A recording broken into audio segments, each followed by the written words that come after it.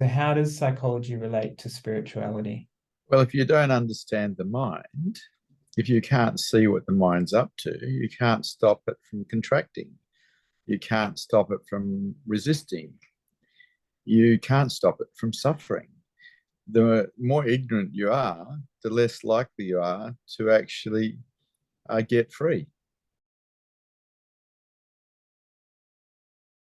Hey, so welcome to the Seeking Truth podcast, Vishrant. Very nice to have you on. It's lovely to be here, mate. And this is very special for me because I've been doing this podcast for a while, but I haven't had you on yet. And you are my spiritual teacher and have been for 8 years. So it's very special for me to have you on.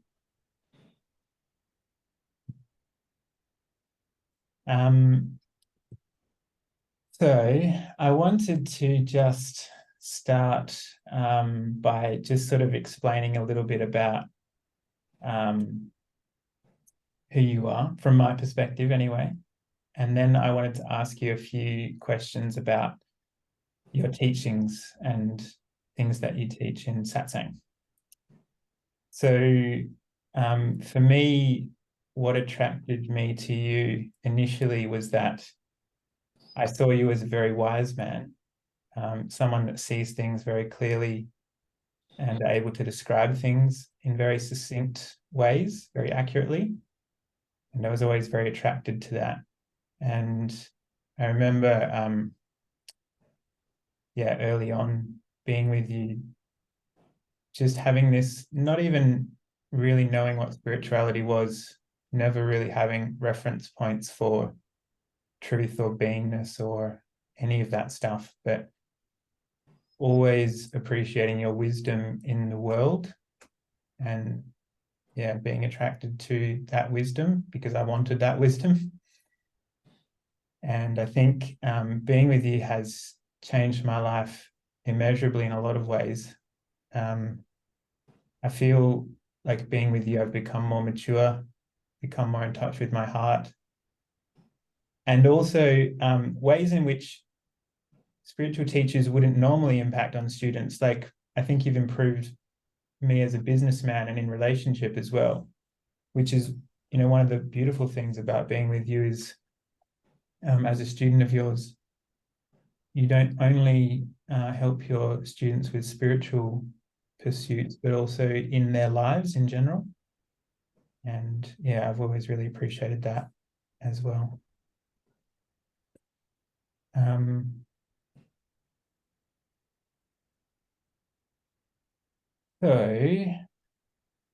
I wanted to start. Well, I was in satsang with you last night, and I feel like I'm in satsang with you now, actually. I can feel you quite strongly. I wanted to describe some of the early satori experiences that I had with you, because I feel like they were very powerful and orientating for my spiritual journey. And early on in our time together, I remember one particular satsang where the whole room started to light up in this white color, and things started to fade and disappear into the background. And I was having a conversation with you in this particular satsang, and everything disappeared except for your body. And then your body started disappearing and there was only your head.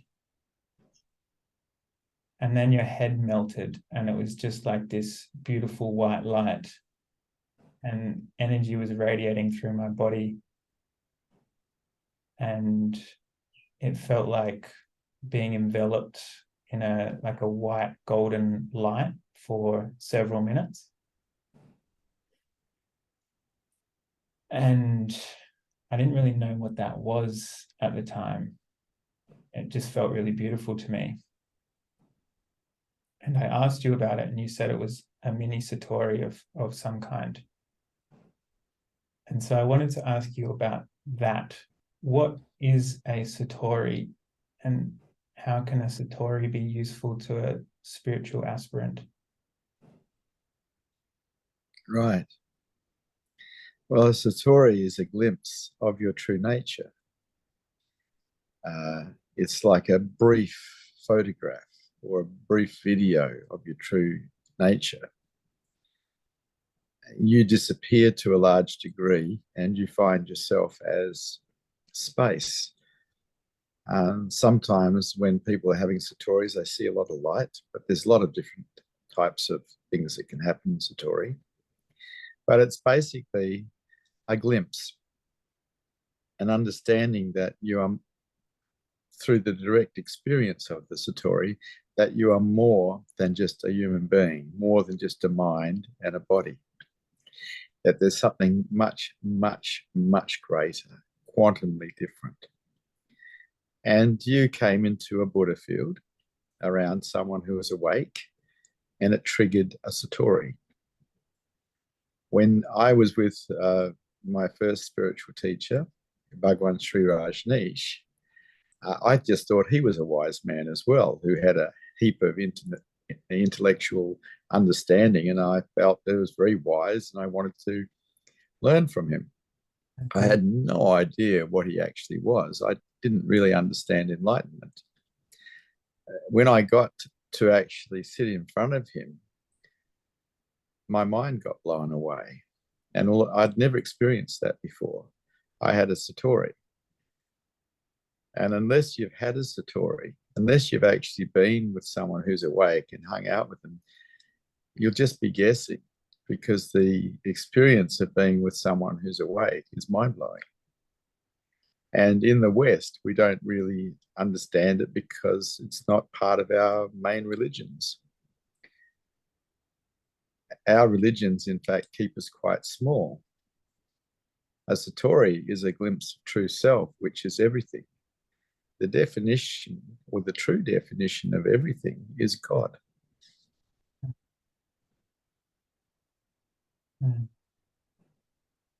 And so satori is a glimpse of true nature, and it feels really nice to be in touch with that. My experience then is, for many years afterwards, I was always wanting to get back to that, and could never really get back to that. No. These experiences happened within the first few months of meeting you, and then anything after that was less intense. It never compared. That was the invitation. You were given the invitation to do the work so you could find yourself as truth. A satori, people think the satori is important, but it's really just a glimpse.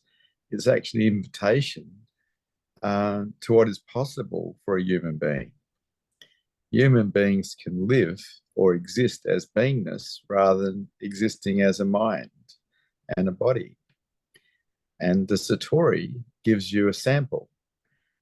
But then you have to do the work on your mind to prepare yourself for the accident that can occur where enlightenment happens. So what is the work? You undo yourself. It's a reverse engineering of anything that causes contraction in you, anything that causes resistance in you. You take it away. You take away all the belief systems that create any form of contraction or resistance when the expectation on them is not met. And so your mind can stay relaxed and at ease. An uptight mind is not going to experience satori. It's not going to experience true nature, because it is now in the way and attracting all the attention to itself. And so one thing that you'll notice if you travel the world and check out awake people or gurus who are awake is they all have one thing in common. They're wide open. And they're always wide open. Generally speaking, you won't meet people who are wide open all the time. They are generally defended in some way, closed in some way. And so when I noticed that my teacher was wide open, I realized that that was the key to higher consciousness, openness. And the key to lower consciousness is closure, defensiveness, resistance to life, which causes suffering. In higher consciousness, suffering ceases because you stop resisting life. You stop shaking your fist at God and going, hey, you got it wrong. And people do that because we're programmed to do that. We're programmed to think that things are right, wrong, good, bad. Rather than accepting life as it is, we fight with life. We fight with God, saying, hey, you got it wrong. And whether they're Christians or whether they're Muslims or whether they're Hindus or whatever religion they are, shaking your fist at God and saying you got it wrong is the wrong deal. How can God get it wrong? It's all perfect as it is. There are no mistakes. It's perfection upon perfection upon perfection. So you mentioned their defense mechanisms and belief systems, and the work is taking those things apart so that you can remain open. It sounds to me like those are psychological terms, and to me, psychology and spirituality, they can be together, but they are often dealt with separately. Like, you know, the traditional religions that you just mentioned there, Christianity, Hinduism, these older traditional religions don't really deal with the mind and psychology. So how does psychology relate to spirituality? Well, if you don't understand the mind, if you can't see what the mind's up to, you can't stop it from contracting. You can't stop it from resisting. You can't stop it from suffering. The more ignorant you are, the less likely you are to actually get free. Ignorance doesn't work. What works is being able to see through the mind, see how it operates. That's higher consciousness. When you can see how your mind operates, you don't get caught in contraction, you don't get caught in resistance, you don't get caught suffering. You might watch other people suffer, but you've ended suffering because you don't resist any longer. If you're resisting, you're caught in lower consciousness. It's really simple. Being able to see the mind allows you to surrender it. If you can't see how the mind's operating, how can you surrender it?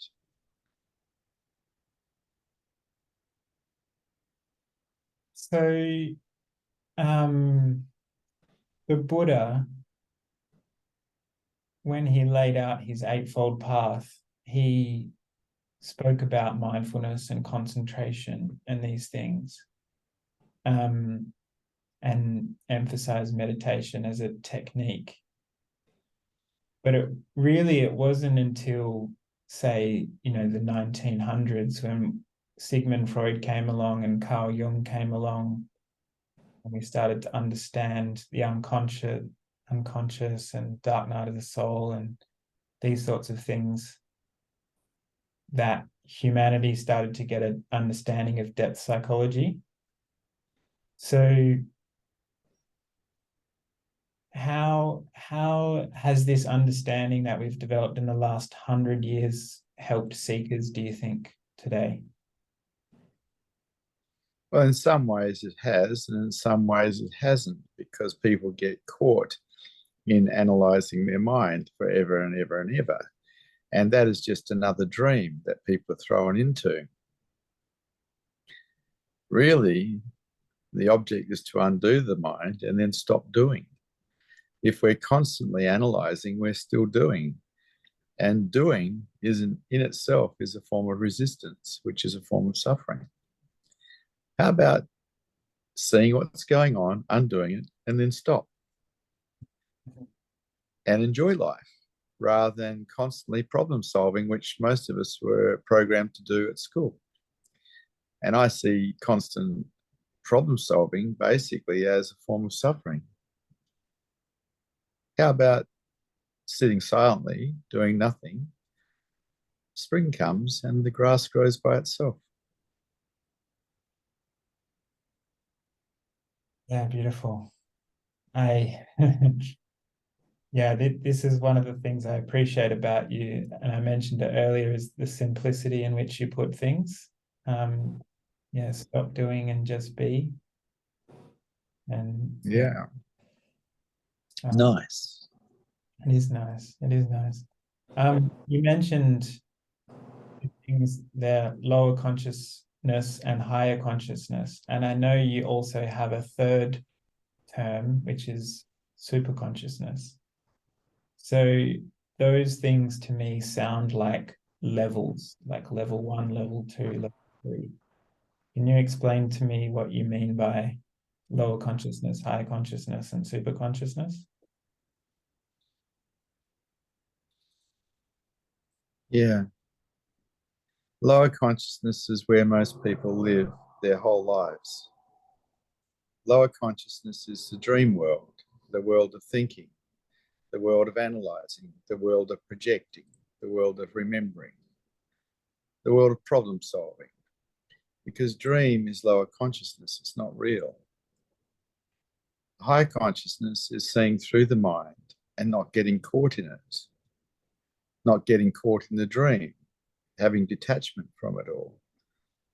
When something goes wrong, the mind doesn't contract, it stays open. This is higher consciousness. In higher consciousness, everything is seen. You see things coming, you see them going. You're not blinded because you're caught in some kind of analyzing dream or projecting dream. Higher consciousness is very beautiful because in higher consciousness, we start to realize that the only thing that is valuable here is love. And we start producing a mind that will support love. People think that everybody loves. Well, that's just not true. A lot of the time, people are too closed, too defended to really experience love. What they experience, that they think is love, is usually primal bonding, which has to do with the survival of the species. Primal bonding towards their partner, towards their children, towards their parents, towards their friend. But this is a survival mechanism. It's not love. Love has one quality and one quality alone. It loves. In primal bonding, you get possessiveness, you get attachment, you get jealousy, you get angry. In love, none of those things exist. In love, love loves. That's it. And so as your consciousness levels rise and you hit higher consciousness, you open it up enough to start perceiving genuine love. And it's very beautiful. And it's a very beautiful way to live, with love in your life. From there, there's the potential of superconsciousness, which is knowing yourself as everything, existence, awareness aware of itself, consciousness aware of itself continually. A glimpse of it is a satori. If it is continuous 24 hours a day, it is enlightenment. And in enlightenment, it's a whole nother world. It's a quantumly different than living as an ego. As an ego, you are at a single point and you see everything from references. In beingness, there are no references. There is just space. Everything, the universe, every particle of it being love. It is very different. And so superconsciousness is enlightenment.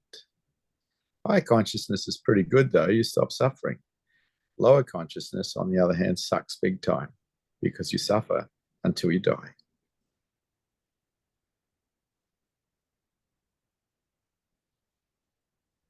So it sounds to me like moving from lower consciousness to higher consciousness, there's a degree of seeing through the mind, not closing, a degree of maturity required, and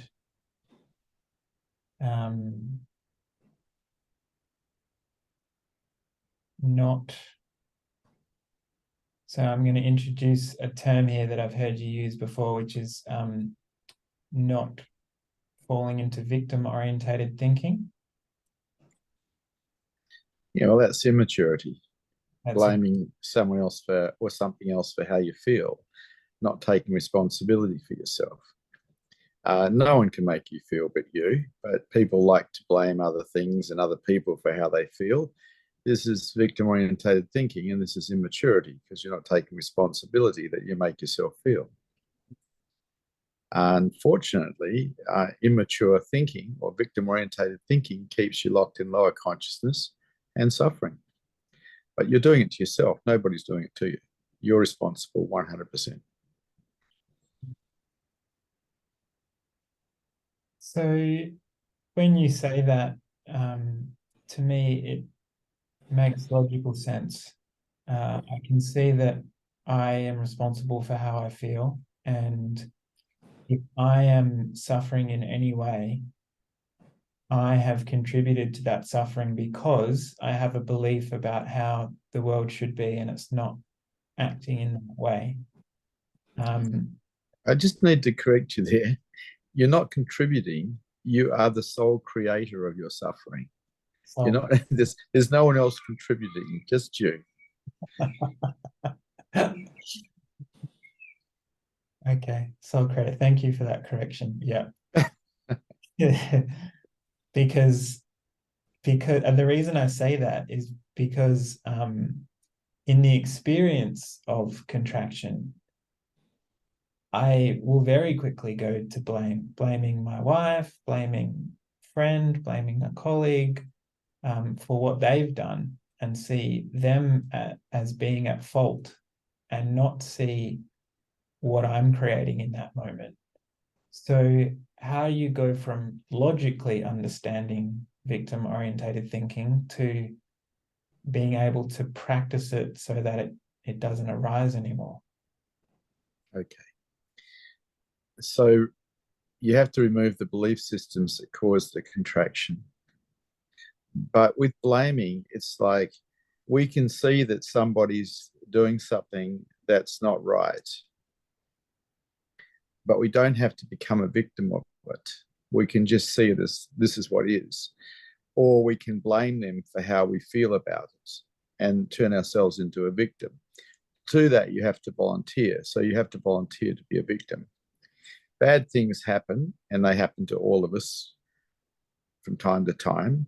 We don't have to be victims of it. We can just see it. This is just what is. Or we can go right, wrong, good, bad, and turn ourselves into victims because we have a belief system inside ourselves that says something like, this shouldn't be so. How dare they? And we take offense. Anytime we take offense, we hurt ourselves. We take ourselves into lower consciousness. In taking offense, it doesn't really change anything usually. We're just hurting ourselves, and we don't need to do that. But we live in a very victim-orientated society where the newspapers, the news, the television, with its movies and series, it's all victim-orientated. So people think that victim orientation is okay. It's okay to blame. Well, it's okay to blame if you like suffering a lot. And the problem with blame is if you put enough effort into it, it becomes anger, and anger is a form of violence. And so when we direct anger at another human being, or even get angry inside ourselves, we are being violent. A lot of people wouldn't like to think of themselves as violent, but it's violence. And anyone who's sensitive will be hurt by it. If we're not victims, we don't get angry. If we're not blaming, we don't get angry. Anger basically stops us from feeling something. And so someone does something or says something, we get hurt, and our reaction is anger. It protects us from feeling the hurt. It's a defensive mechanism, but it's a form of violence. And usually it's violence against another. I don't really support violence. That's lower consciousness. As a matter of fact, you can't get much lower in consciousness than to get angry. So I hear what you're saying about anger, and I want to ask a question about that, because, you know, there are a lot of psychotherapies out there that will talk about healthy anger and unhealthy anger, and healthy anger being arising when a boundary has been crossed that is not okay for you. And it can be healthy to know when a boundary is crossed, in that it's a form of self-respect, like knowing where my boundaries are. So would you discriminate between healthy anger and unhealthy anger? There's no such thing as healthy anger. All anger is violence. That's like saying there's healthy violence. That's rubbish. The people who are putting forward that idea can't control their own minds, and they're probably victim orientated. There is no need to get angry. Someone crosses your boundaries, say no.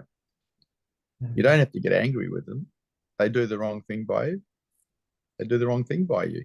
You don't actually have to put up with it, but getting angry, getting violent, that's childish. That's immaturity. That's not adult. Mm-hmm. And only adults can raise their consciousness levels. Immature people can't. And so we should teach our children to be mature so they can be adults that don't suffer. When we teach our children immaturity by behaving that way ourselves, we're setting them up for a life of suffering, because they'll live in lower consciousness, because they copy us and run true to the patterns that we've taught them. If you really love your children, be an adult, don't be a child. Behave like an adult, not a child. Have some maturity. And maturity shows in the responsibility you take for yourself.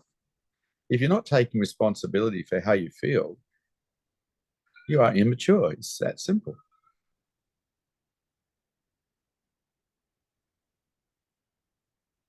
So again, yeah, quite clear and direct with the way you see anger. Yeah, I appreciate the clarity that you bring to it. One thing that I've noticed in myself in the years I've been with you, and I've heard that teaching many times, that anger is violence, and it's painful to others around you when you get angry. What I'll do with that teaching is I'll internalize that, and then notice when I get angry and beat myself up. And then I'm creating wounding in myself because I have a judgment that I shouldn't get angry. Okay, so beating yourself up is also immaturity. The same as beating someone else up is immaturity. It's violence. Violence is immaturity. We as human beings do not have to be violent. Not to ourselves and not to others. So what would be the correct approach if I notice myself getting angry and I don't want to be angry because I don't want to hurt people around me? What would be the correct approach to that situation? Watch your mind and see where you're blaming, because unless you're blaming, you can't be angry. Remove the blame, which is the fuel that fires up anger. Remove the fuel. Remove the blame. Now, you can still hold someone responsible for what they're doing without putting in the energy of blame behind it. And we are talking about an energy form here. And so I can hold people responsible for doing the wrong thing and direct them as needed. And there may be appropriate consequences to what they're up to. But me getting angry, that's me hurting me. For what? Why would I want to do that? Why would I want to hurt myself? And then if I did get angry, I'd probably be hurting someone else. Why would I want to be involved in that level of violence? That level of childishness. Okay, so removing the blame towards the other makes a lot of sense. What should my attitude be towards myself, having already gotten angry? if it's not to beat myself up? The first thing, once you notice that anything's wrong, is you move to acceptance. Because in acceptance, everything can relax. If we don't move to acceptance, we stay uptight. So anytime we notice ourselves doing anything that creates tension in us, move to acceptance, because in acceptance, we can relax again and reset. Okay, so that acceptance piece then sounds quite important. I've heard you talk about self-acceptance being the foundation of higher consciousness. And it seems to me like without a solid basis of self-acceptance, it's very difficult to do what we started talking about at the start of this podcast, which was do the work to take the mind apart to get towards higher consciousness. So how important is self-acceptance in the journey? It is the foundation for higher consciousness. If you don't self-accept, you will fall down wherever you're not accepting yourself, because it's a part of you, your mind, that is judging another part and holding it in contempt. And so this creates a mind that is not completely relaxed. There's a tension there as a result of the judgment and the holding in contempt. The part of the mind that is being held in contempt is probably hiding somewhere. So there's energy in both sides, the hiding and the contempt. This is not a relaxed mind. This is not a cool mind. This is not a good foundation to try to build higher consciousness on. This is corrupt, and the building will fall down.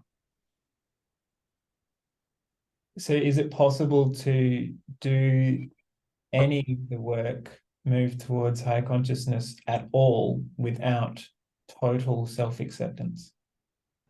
How about doing it all at the same time? So when I was 19, I was an angry young man. And so I studied anger because I wanted to know how it worked, because I was violent. And I got to watch it and watch it and watch it and watch it and watch it until I learned the total mechanism of anger. And then I could start to control it. And I wouldn't support victim-orientated thinking. And I started removing all the belief systems that I contracted over, because I wasn't interested in living a life as an immature person. I wanted to be a man when I was 19. And I saw that when we don't take full responsibility for ourselves, our actions and our words, we are not adults. We are immature. We're still children.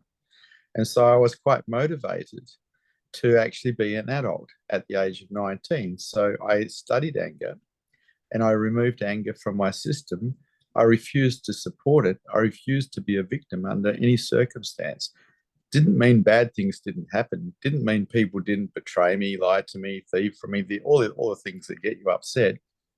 But I wasn't interested in contracting anymore. I wasn't interested in creating suffering in myself anymore. It's bad enough when someone does lie to you or betray you or steal from you. Then on top of that, you want to compound it by actually hurting yourself by moving to blame. That seems very foolish to me. And it's also unmanly. And so I changed it all. I changed from being an angry young man to someone who didn't support that sort of thing in myself, to someone who's supported higher consciousness, someone who didn't support victim-orientated thinking, because I simply wasn't interested in creating suffering for myself or for others. You have a look at it. What happens when you get moved to blame, when you get angry? Who gets hurt? Who hurts who? Yeah. Well, everyone gets hurt in that situation. Me, the other. So people who are hearing this might think, well, this is new news.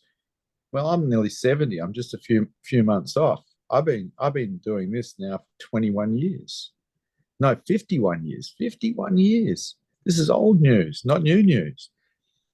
But we live in such a victim-orientated society victim-orientated movies, victim-orientated newspapers and news on television. It's like everyone thinks that victim orientation is okay.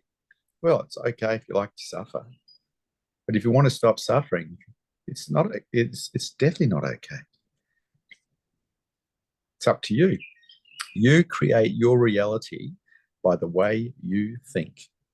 Nobody else does it to you. So yeah, this is old news. These ideas have been around for well, the modern psychological ideas for maybe 100 years, but these kinds of teaching in ancient scriptures for many thousands of years. Why is it then that society hasn't embraced them and taken them on? Good question. When you find the answer to that, let me know. Because once you see it and you start operating from maturity, you see it as ridiculous. The idea that people move to blame, move to victim orientation and hurt themselves, which changes nothing, it seems silly. Yeah. But our role models, our football stars, our singers, our politicians all support anger, all support immaturity.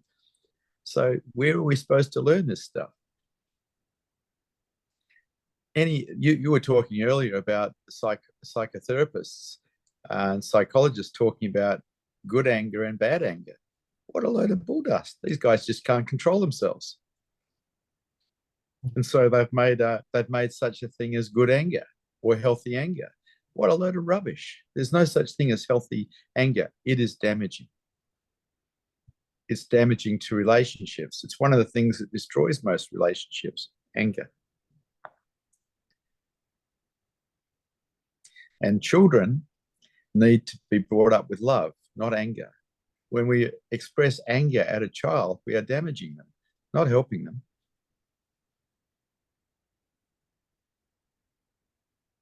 And the only reason we do that is because we're immature.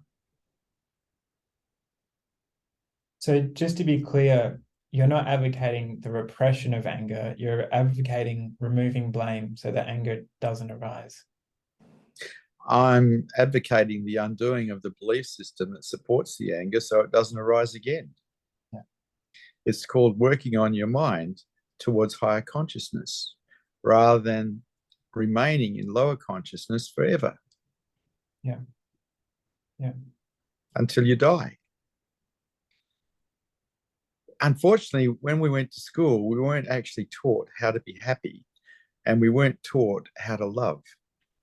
The two things that all human beings want, love and happiness. But we weren't taught them in the 12 years of schooling we did or the university we did.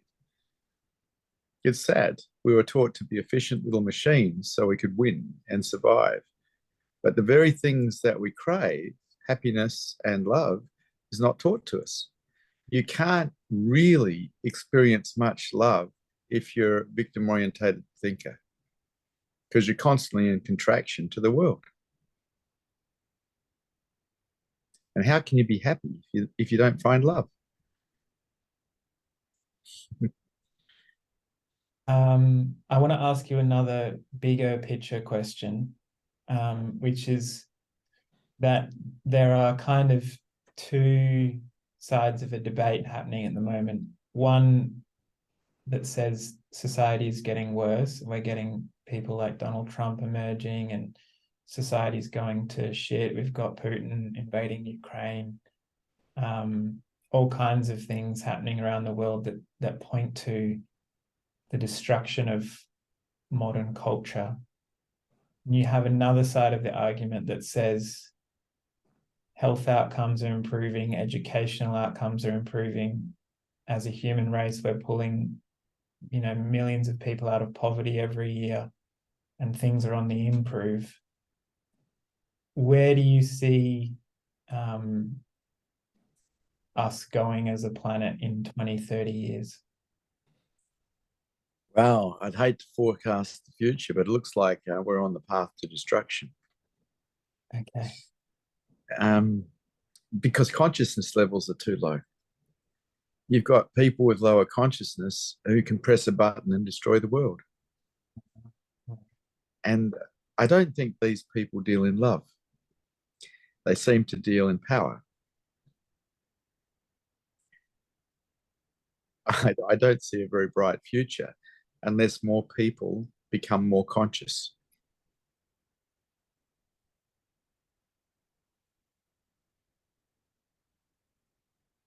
These questions fascinate me. I've always been fascinated by these questions.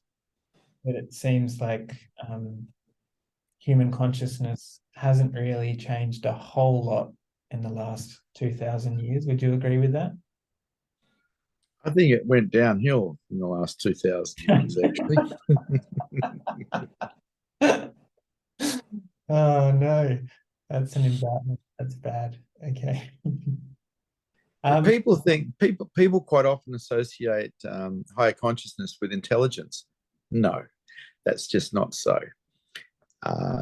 If that was so, the professors at university would all be awake, and they're not. They're intelligent, but their consciousness levels are still low and they're still suffering. Intelligence doesn't equal higher consciousness. Higher consciousness equals higher consciousness. It's a whole nother game. Okay, so speaking of intelligence, I am an intelligent person. I went to school for 12 years, went to university, got a university degree, worked in a corporate office setting for many years, doing a job that requires me to, work with Excel spreadsheets, doing computer work, mathematical work, and analytical work. And then coming into contact with you at the age of 28, you would tell me things like, it's important not to live in your head, and it's important to be present to what's around you. So in hearing that, I felt behind the 8 ball, because I'd spent so much of my life training in one direction, and I felt like, oh, now I've got to reverse all of that and go in another direction. And it felt very defeating to me. It felt like, oh, I've wasted all these years. What would you say to that? And then that follow-up question is, how important is present moment awareness to a seeker? Well, you started the statement by saying you're a very intelligent person. Uh-oh. I'm raising. So I'm going to continue with that in that vein. I was a very intelligent person too. And once I finished 12 years of school, I didn't want to go anywhere near any educational place ever again. I did eventually when I was in my 30s, but there was a reason why. I worked out how to be successful in the world. I worked out that I could make millions and millions and millions and millions of dollars. And I retired by the time I was 28. Now that is intelligence. That is also totality. You have a degree of totality. I don't think they really teach us how to win that well at school, actually. I didn't learn about how to win until I left school. I didn't learn the recipe for success until I left school. And totality, yes, is part of that. You become an unstoppable human being. Higher consciousness affords success in the material world. Lower consciousness affords failure. Mind you, we can learn from our failures, but unfortunately, people in lower consciousness quite often don't. The beauty of failing is it teaches you not to do whatever you did again. But some people insist on banging their heads against the wall over and over again. It's just the way it is. You want to succeed in the material world, you become a total human being. You put your totality into everything you do. You don't be partial. You make it so. You make it work. You also get present to reality, because people who live in their heads are actually lost. When you're present to reality, you see everything coming and you see everything going. You see the big picture. You don't get caught in small pictures. It's a bit like being a general. You're watching the whole battlefield, not just some skirmish on the front line. This is true intelligence. The intelligence it takes to do physics or mathematics, that's a form of intelligence, but it's not the sort of intelligence that'll actually make you super successful in the material world. Mm-hmm. And the sort of intelligence that makes you super successful in the material world is the same intelligence that makes you successful in the spiritual world. You don't get caught in the mundane. You don't get caught in lower consciousness. You go for higher consciousness because it's a winning game. It is not a winning game to be caught in lower consciousness, no matter what you're doing. High consciousness rocks. And so when I was 19, I went for higher consciousness, which in a lot of ways began with my obsession about clarity, having a clear mind. Because with a clear mind, you can see things. If your mind is messy, murky, dense, you can't see anything. You're blinded. You're blinded by your own mind. Clarity is really important. It's a brilliant start. So you started with, I'm an intelligent man. Really? Sometimes. Look, I'm trying to teach people how to get free. And the only way I know that that works is to raise your consciousness levels. There is no other way. Because if you are successful in lower consciousness, you're not going to be happy because you're going to probably be victim orientated. And more than likely, you're going to probably keep going more. You won't be able to stop, even if you get what you want. And it won't make you happy. Fortunately for me, by the time I was 33, I realized that. It took that long to realize that. Because by the time I was 33, I'd retired and I was wealthy and I was living really well. And I realized that I'd wasted 33 years of my life because the one thing I didn't have was love. Because in business, I'd become a war machine, really successful war machine. What a waste of life that was. So a couple of things come up for me. I hear you talk about the clarity that's needed and the murky mind getting in the way because you can't then see. But I am also aware that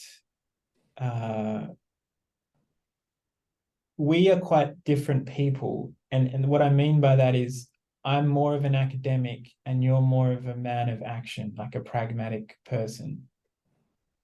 And I look at some spiritual teachers around the world that are more of the academic inclination, like Jiddu Krishnamurti, who had, a traditional British education, was very articulate, very well read. And there's a guy, I don't know if you're familiar with him, you may not be, but there's a guy by the name of A.H. Almas. He's founded a spiritual teaching called the Diamond Approach. And he was a physicist, did a PhD in physics. He then changed direction from physics to spirituality because he had a similar insight to what you did. He saw the physicists around him, these Nobel Prize winning, hugely intelligent men, but they were so well developed in their head, they had no heart and no embodiment. They disconnected from their body, disconnected from their heart, just here. And he didn't want to live that way, so he changed his life direction. But those people, to me, give me a sense of hope that intelligence doesn't have to be a barrier to higher consciousness. It's just that the clarity of mind is important. Is that fair to say? If you have the intelligence, you change course. Mm-hmm. If you don't have the intelligence, you don't change course. Right. And so for me, recognizing that I was lacking heart and recognizing that I was a business machine, that was a war machine, even though I'd retired, I needed to get rid of my companies. So I did. I walked into my staff and I gave my companies everything, including the furniture, to my staff as a gift. And I walked out practically broke, and then spent the next 4 years walking around Australia, hitchhiking, barefoot, looking for my heart. And in that 4 years, I became humble and I found it. But for me, I had to change my direction because I could see quite clearly that hanging on to what I had was keeping me trapped in a mindset that was war. And the only thing that's valuable here is heart. Nothing else is valuable here. No matter how wealthy you are, if you haven't got a heart, you're bankrupt. And that's how I felt. That's why I felt I'd lost or wasted 33 years of my life in pursuing success rather than pursuing heart. So you have to, if you're intelligent, you change direction because you see that the direction you've been on doesn't work. I just need to mention also that I've got 6 minutes. Oh, wow. I thought we had a couple of hours. That's the part 2. We have part 1, which is the hour. Then we have part 2, which is the second hour, which will give you a chance to get your breath. Okay. Well, when are we having the second hour? Whenever you want. How about in 6 minutes? That was really good. I've got to drive down 80 kilometers to Mandurah. Okay, we'll do it. Yeah. I found out this morning when I was talking to Isha that it was a 2-hour session. I didn't want to tell you right from the beginning that I'd already cut 1 hour off because I didn't want to ruin it for you. That's great. I'm glad you could laugh. Maybe Monday we can do another hour. I don't know. What would you like? Yeah, won't be able to be next Monday, but in 2 weeks, Monday in 2 weeks we could do that. Yeah. So your podcasts last for 2 hours, do they? They go between an hour and generally an hour and 90 minutes, but I had a lot of questions I wanted to ask you, so I made time for 2 hours. Great. So you've got a whole pile of questions ready to go. Yeah. Fantastic. I've been reading them to you. Well, I've been trying to make it seamless and have these really cool segues in between questions, but I've been making my way through the list as we've been speaking. Well, so far we've worked out that victim-oriented thinking is childish, and that anger is a form of violence, which is also childish. These are really important things to understand, and that any belief system that causes contraction in you needs to be removed if you want to have a decent life and be an adult. So we've worked out some pretty interesting things. We have. Yeah. Along with an understanding that there's such a thing as a satori and there's such a thing as enlightenment, but until people experience that, that's a belief system, and all belief systems should be doubted. Because until something's your own direct experience, if you don't put it in the doubt, if you don't put doubt into it, if you don't put it in the maybe column, you become trapped by the belief. Mm-hmm. Yeah. And then when it is your experience, it's your own direct knowing, it's actually worth something. Yeah, absolutely. I hope you don't feel too let down. No, I actually feel it's fine. Like, it would have been nice to do the full 2 hours today, but it's fine. We can do another hour another time. It's all good. It's been really nice talking to you. It's lovely talking to you too. We have another hour later. All right. Thanks, Fish. Thank you very much, Maitreya. Enjoy your lunch. I will. Okay. Bye-bye.